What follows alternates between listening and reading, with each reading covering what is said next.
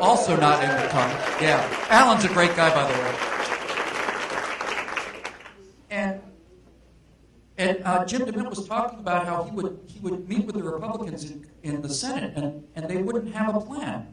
And he would say, shouldn't we maybe figure out what it is we believe, and then make that case to the American people? And they go, no, nothing. And finally, DeMint stands up and says, this is completely illogical.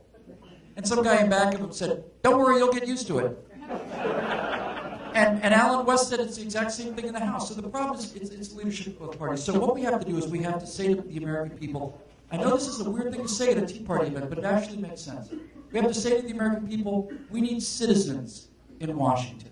I don't care if you're a Republican or a Democrat. If you understand what the Constitution's about, if you understand about the limits on government, and even if you've just come out of a business, go to Washington, do 2 years, and come back home. That's what's going to take to change the culture, because we will not get out of the trouble we're in with the same people that got us into the trouble we're in. And I don't mean the same individuals. I mean the same kind of people, these deal makers, these people that have to have the cars and all the perks and be called the honorable this and the great senator from the state of that. Those people have to go. That's what the whole Tea Party's about. So we got to get into Washington, and we got to get people out of there. We got to sell this idea that this entire idea of government is based on real people. Because the Senate hasn't passed a budget in 4 years. And I didn't know why. I honestly, it only a month ago did I figure out why. You know why the Senate hasn't passed a budget in 4 years? I thought they were lazy. For the first year, I thought they're lazy. Second year, I thought they're just stupid. Third year, I thought they're evil. Now, I know why, and it turns out it's because they're lazy, stupid, and evil. The reason that the Senate hasn't passed a budget, and that means there is no budget, by the way. The reason that the Senate hasn't passed a budget for 4 years, and the United States hasn't had a budget in 4 years, is because if you have a budget, there's some measure of how much over budget you are. Right? So when you don't have a budget, spend what you want. But it's even worse than that. Because if the Senate is not willing to do its most fundamental, mechanical, common sense, everyday job, then we no longer have representation of the people. We have continuing resolutions, and from the White House we have executive orders. In the place of budgets and laws, we have continuing resolutions and executive orders. What are these things? They're dictates. They're proclamations. It's rule by decree. It's every single thing we fought a revolution to get away from. It is no longer responsible to the people of this country. The Congress issues a decree, which is the continuing resolution, which means we're going to spend as much money as we want to. The president issues executive orders about national emergencies. None of this stuff gets reviewed by the people. It's rule by decree. It's tyranny. Which means that people who can't pass a budget in Congress are not just incompetent and lazy and evil, they're also traitors. They have taken an oath to the American people, and they're not being responsible to us. We have to replace these people, every one of them. We've got to get them out of there. And the only way to do that is exactly what you heard earlier tonight. You, individually as a person, have to say, can I do this? No, I can't. I can't afford to leave. That's the kind of person we want. It's the kind of person we need. And that's the kind of people we should be supporting. So finally, in closing, let me tell you what I'm going to do. Because everybody has to do something, and I'm going to tell you what I'm going to do.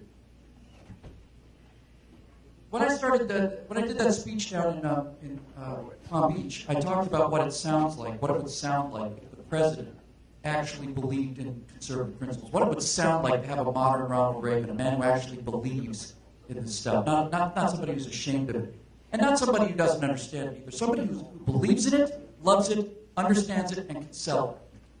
And I just decided I've been working on that idea for about a year, and so I've decided to go ahead with it. So I raised a little money, I'll tell you what I'm going to do. For the next 2 years, I am going to be the virtual president of the United States. I'm just going to be the virtual president. What does that mean? Well, I don't have any power, obviously. It's really a rhetorical device. But what it means is, from now on for the next 2 years, I'm going to speak as the president. I'm just going to be the virtual president. I'm going to speak as if I was the president. I'm going to answer questions as if I was the president. I'm going to be issuing fireside chats like FDR did in order to communize the country. I'm going to do fireside chats to try to free the country back up again. I'm going to explain to the American people what America is, how it works, and why we're here. And finally, we'll get our voice out there on some level, and we'll see what we can do. The really interesting thing about this is, it kind of shows how far we've gotten. far off the rails we are. So the last thing I'll say before we open this up is this. I expect that someday this will get me on the Tonight Show. I'm sorry, the Daily Show with Jon Stewart. I really think it will. I'll go on as the virtual president, the president for the other half of the country. You know, those knuckle-dragging rubes out in the low-sloping forehead territories. And I'll get on the Daily Show, and I expect he'll say something like, "What is this? Is this what is this? Is it a publicity stunt of some kind?" It's like, of course it's a publicity stunt, John. Of course it's a publicity stunt. It's a publicity stunt to get our voice heard through this filter of the news media and all this bias. And by the way, John, don't you think it's kind of interesting, talking to Jon Stewart now in my mind? Don't you think it's kind of interesting? You, Jon Stewart, are the most trusted journalist in America. That's actually true. That is actually true. When they ask people who the most trusted journalist in America is, they say Jon Stewart. And I say, John, every time you get called on this, every time somebody says you're the most trusted journalist in America, you say rightly, I'm not a journalist, I'm a comedian. This is a comedy show. So don't you think it's kind of interesting? You're some schmuck pretending to be a journalist, and I'm some jerk pretending to be president, because the real journalists and the real politicians have messed things up so badly that we have to be pretending to do their jobs for them.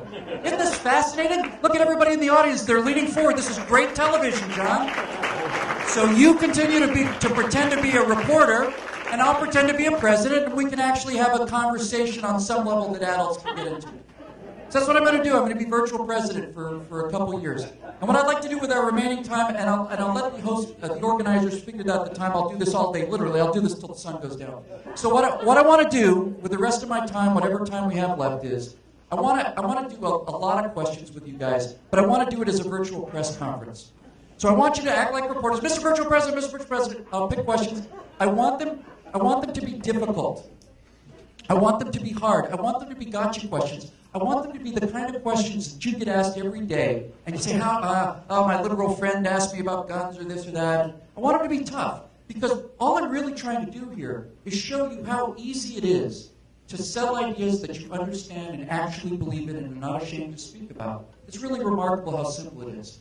So we can spend whatever time these fine people have decided is left, and we'll do a little virtual press conference. So there are microphones out in the crowd, and we'll take whatever questions you have. Mr. President, just like Mr. Virtual President, the real president will come after me. Mr. Virtual President, if I can bring some order to potential chaos. If the two gentlemen with microphones could come to the two corners here, and if those of you have any questions, if you would please stand and move to either one of the aisles that are closest to you, and then just form a line so that you can get to the microphone.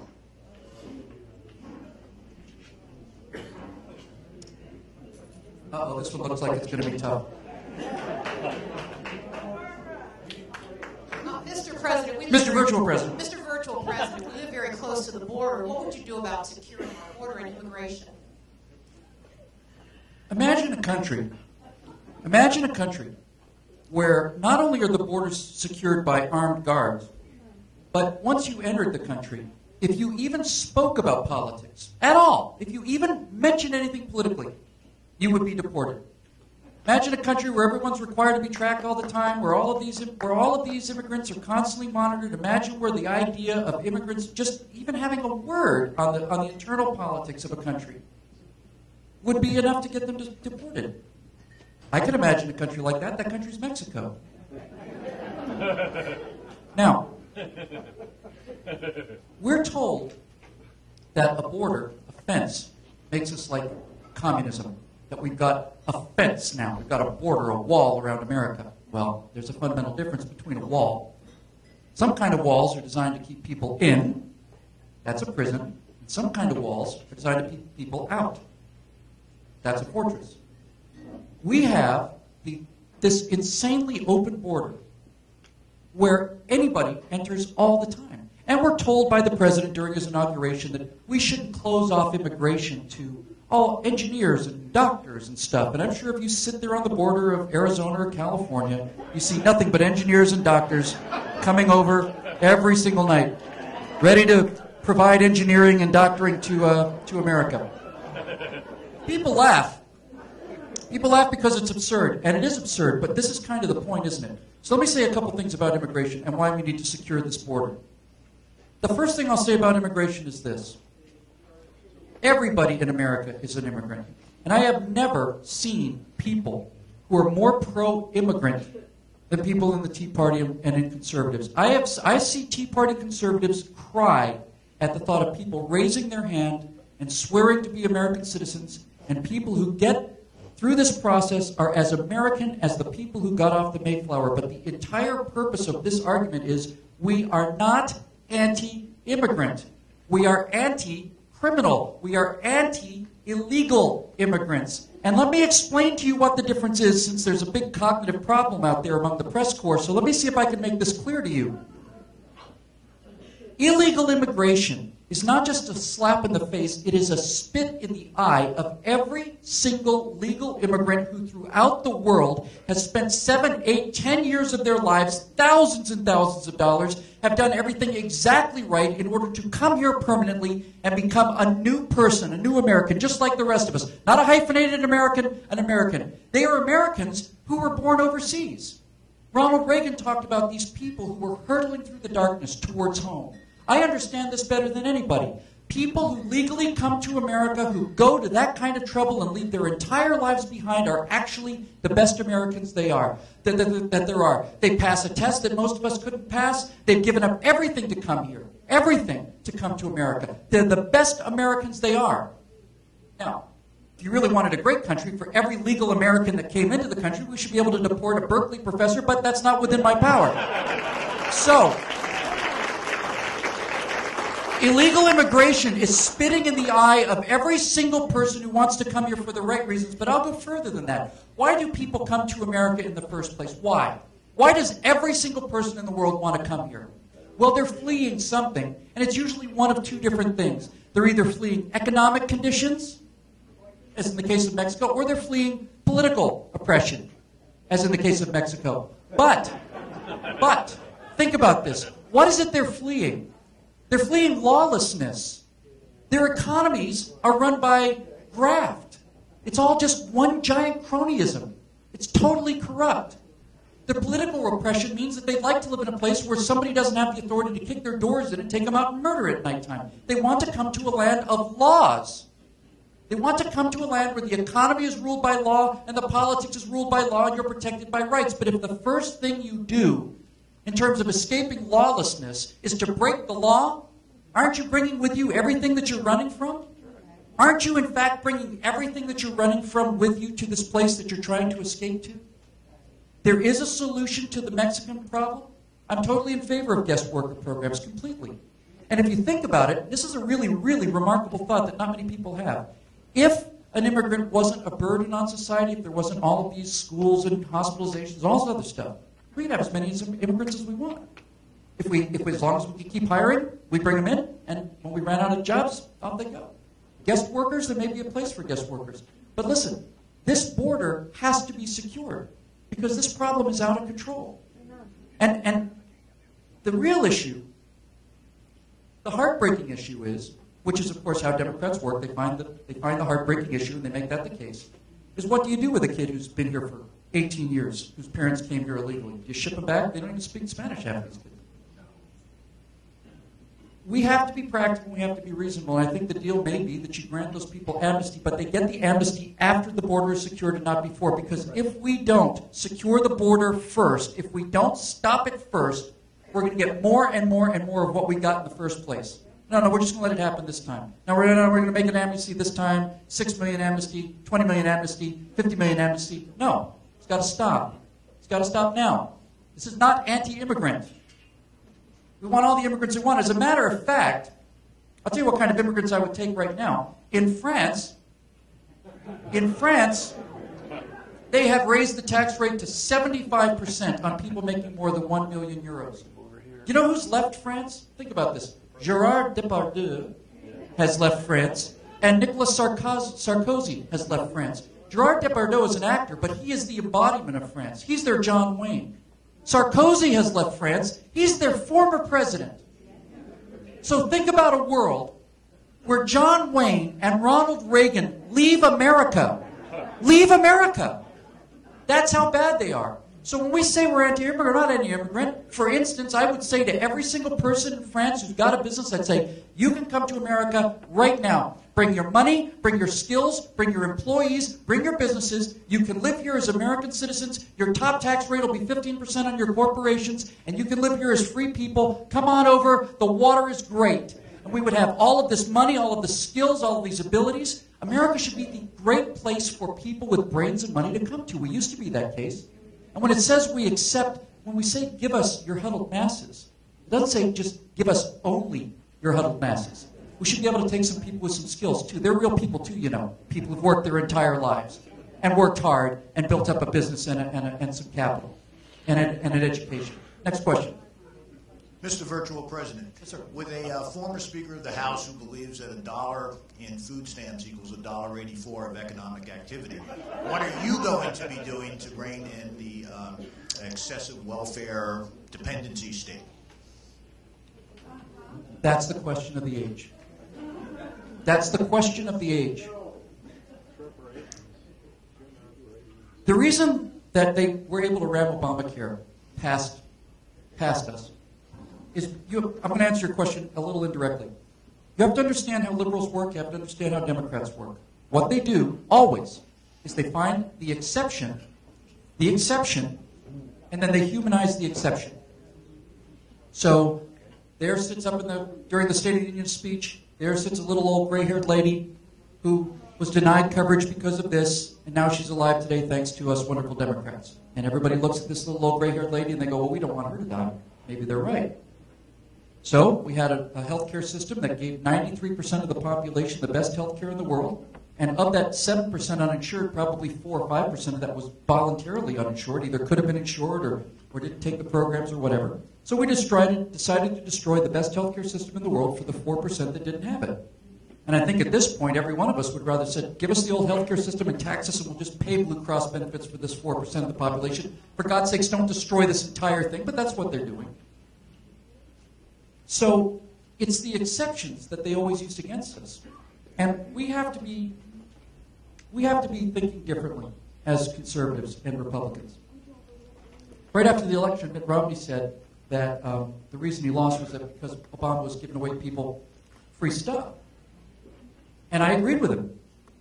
And he said 47% of the population would never recover. And I agreed with that too. But I was wrong about that. We need to get everybody. When we run as conservatives, we need to win 100% of the vote. That should be our goal. We can't possibly win California. Oh, we're going to win California. And the way you do that is this. You don't win elections against people who are handing out free candy by saying, no, you can't have that.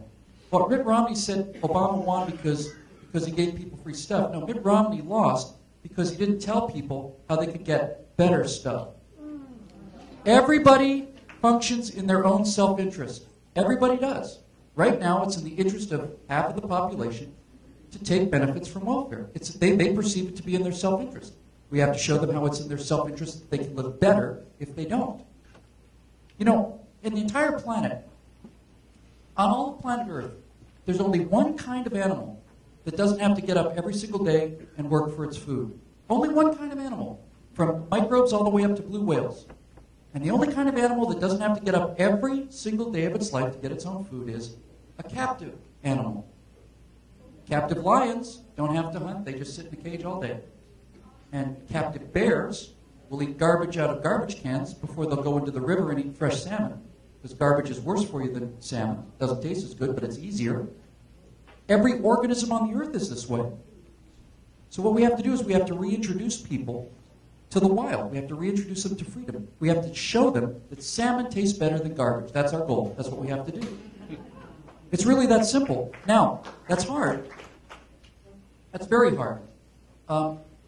Because people naturally want the easy thing rather than the good thing. It's human nature. It's not just human nature. You know, if you put enough free food down, you get fat squirrels, you get fat cats, you get fat organisms, bacteria multiply. You want the food, you want the easy stuff. So we have to show people that it's better for them, but it's going to be hard. And the first thing I'll say to answer your question directly is, the one thing we cannot do, we have to make this crystal clear. Romney never did this. We have to make it crystal clear that we are not going to throw anybody out on the street to do it. Because if you convince people that your policies means that they and their children are going to starve to death, they're going to fight you to the end. It's just not only is it not smart, it's not obtainable. We can't do it. So again, with the parallel structures, what we have to do is we have to provide people with a better alternative. And what I think Mitt Romney should have done, to answer your question about dependency, is I think Mitt Romney, when he was putting Pennsylvania in play, instead of going to coal country, I think he should have gone to South Philadelphia. He should have gone to the bluest precinct there was. He should have gone to a crowd of people who 100% voted for Barack Obama, and he should have gotten up on a podium, and he should have listened to all the screaming and the cheering, jeering and yelling and cursing and all this other stuff, and all the booing and hissing, and let it die down and say, listen, I know you're not going to vote for me. I'm not here so that you vote for me. I'm here because you told a lot of lies about me, that I don't care about you, but I do. I can't be president of half the country. I have to be president of all the country. And I'm here because I need to hear why you're so angry. You're angry at me because you think my policies are going to starve you. I'd be angry at me too. I'm not here to do that. I'm here to ask you a question. Then I'd find the angriest person I could find in the crowd. I'd say, sir, I'm not going to ask you whether you think you're better off than you were 4 years ago. I'm not going to ask you about your children or your patriotism or any of that. So I'm just going to ask you one question, very simple question. Do you honestly think right now that you are living the best life that you could be leading? Is this the best life you can imagine for yourself here in South Philadelphia? Because it's not the best life I can imagine for you.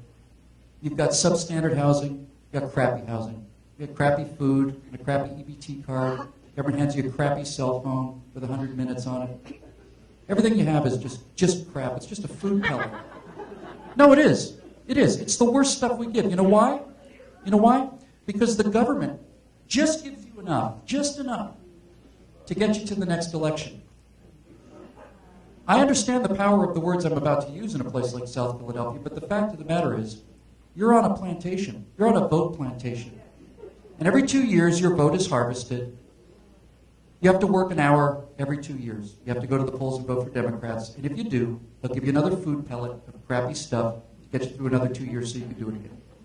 Now, I think, rather than you having a piece of crap government cell phone that's 10 years old, doesn't do anything, I think you'd rather have the iPhone 6 when it comes out. I think you'd rather be the first guy in line at Apple to buy the best stuff there is. Not everybody thinks that. Not everybody's ready to make that choice. And we're not going to make anybody do anything. We're not going to throw anybody out in the streets. Nobody's going to starve. But I'm telling you that if you give us a chance, instead of this 0.5% or 1% economic growth, there's so much coiled energy in this economy. There's so many jobs ready to be going that if they just get the government out of the way, I think we'd have 5 or 6% economic growth. I think everybody in this country would be working and at a high salary. And then you'd make your own money and you could decide what you want to do with it. You want to buy a nice car? You could do that. You want to live in a better apartment? You could do that too. And if you don't want to, you don't. You want to just stay where you are, keep getting the free stuff, that's fine, we're not going to kick you out. But I could show you that you could live better and you can do it and be happier. Anyway, that's why